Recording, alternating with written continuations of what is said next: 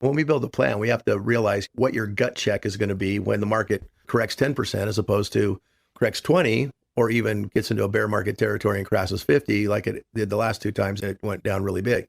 You don't want to be scared money where you think all of a sudden you've got to grab it and run for the door.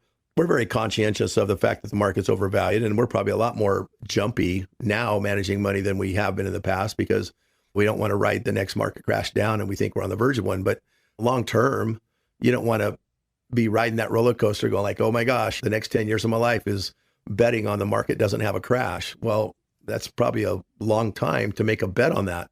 If you bet, well, this year it might not, I think we've got a chance that it won't.